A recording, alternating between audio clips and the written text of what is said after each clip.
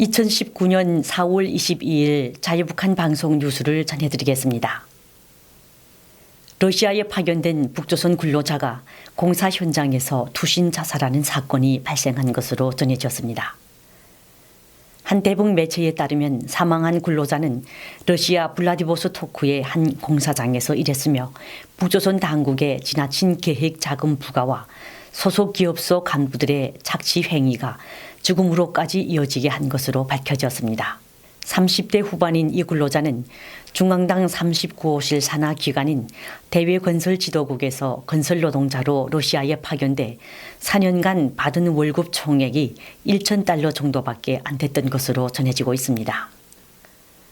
북조선 근로자들은 러시아 현지에서 1인당 매월 50만 루블, 즉 800달러 정도를 과제 구매액으로 국가에 바쳐야 하는데 일감이 적은 겨울에는 과제 구매액을 채우지 못하기 때문에 밀린 구매액을 봄이 되면 아침 7시부터 하루 14시간과 16시간씩 일해서라도 반드시 갚아야 하는 실정인 것으로 알려지고 있습니다. 여기에다 공동숙소 월세와 관리비, 식량과 부식물 구입까지 자체로 해결해야 되기 때문에 근로자들은 담배, 비누 같은 생필품도 제대로 구입하지 못하는 열악한 환경에 있다고 밝혔습니다.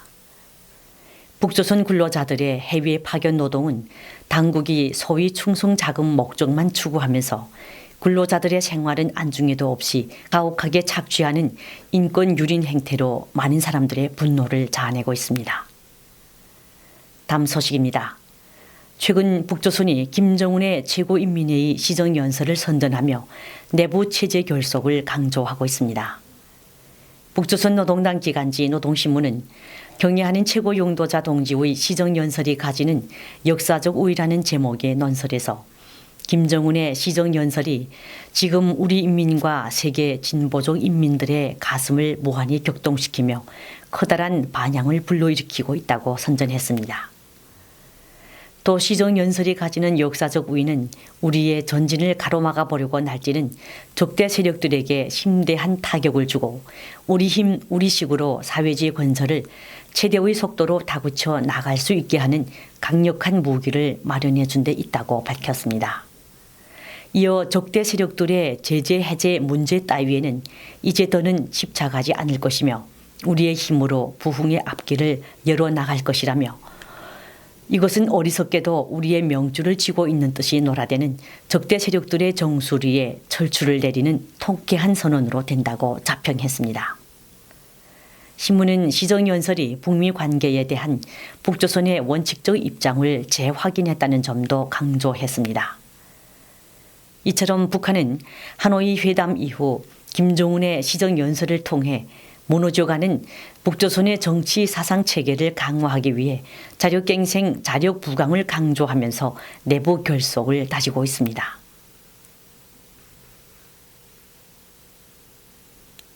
다음 소식입니다. 북조선이 18년 연속 세계 최악의 언론 탄압국으로 지목됐습니다. 국경 없는 기자회 사빈돌란 사무국장은 미국 워싱턴에서 열린 2019 세계 언론 자유지수 보고서 발표회장에서 북조선은 조사 대상 180개국 중 최악의 언론 탄압 국가로 뽑혔다고 밝혔습니다.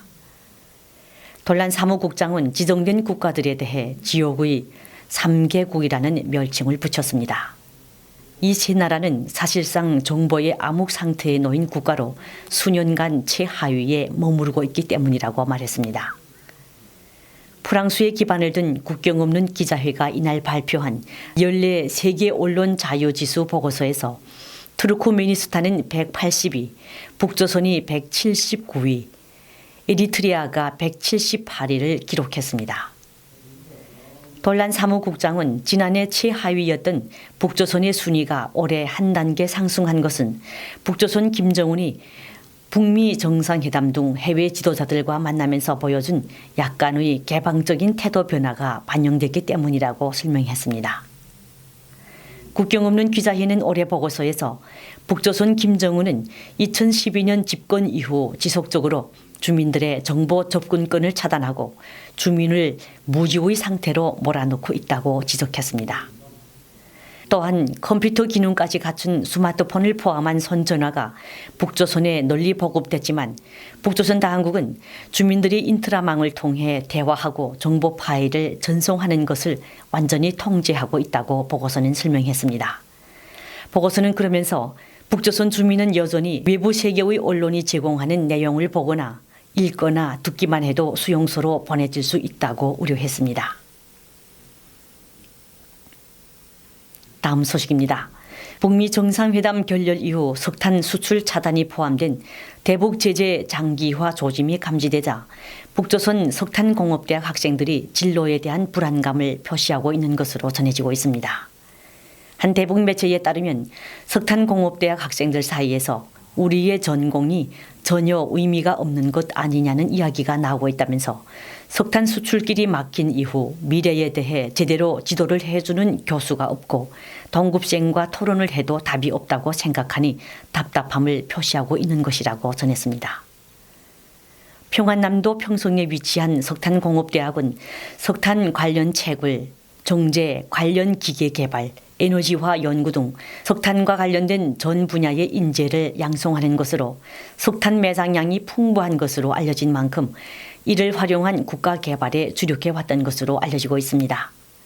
북조선은 김일성 시대부터 전통적으로 석탄 산업을 중시하면서 석탄 중심의 에너지 정책을 추진해 왔고 적극적인 수출을 위한 통치 자금 확보에도 힘써 왔습니다. 그러나 지난 2017년 유엔 안전보장이사회가 북조선의 대륙간 탄도미사일 발사에 대응해 대북 제재 결의안 2371호를 채택하면서 북조선 석탄 수출이 현재까지 전면 금지되면서 이 같은 전략은 틀어지기 시작했습니다. 이에 따라 북조선은 유엔 제재로 석탄 수출 판로가 완전히 막힌 이후 석탄을 화력발전 및 액화, 가스화를 통한 에너지원 생산 등 내부에 적극 활용하려는 시도를 꾀하고 있는 것으로 보이고 있습니다. 이어서 북조선 날씨 전해드립니다. 북조선은 오늘 전반적 지역에서 주로 개겠습니다. 다만 양강도 일부 지역에서는 오후 한때 약간의 비가 내리겠습니다. 오늘 평양의 아침 최저기온은 7도였으며 낮 최고 기온은 25도까지 오를 것으로 예상됩니다. 조선 동해 해상에서는 남동풍이 4에서 7m로 불고 물결은 0.5에서 1m로 일겠습니다. 조선 서해 해상에서는 북동풍이 2에서 3m로 불고 물결은 1에서 1.5m로 일겠습니다. 지금까지 뉴스 진행의 노혜지였습니다. 감사합니다.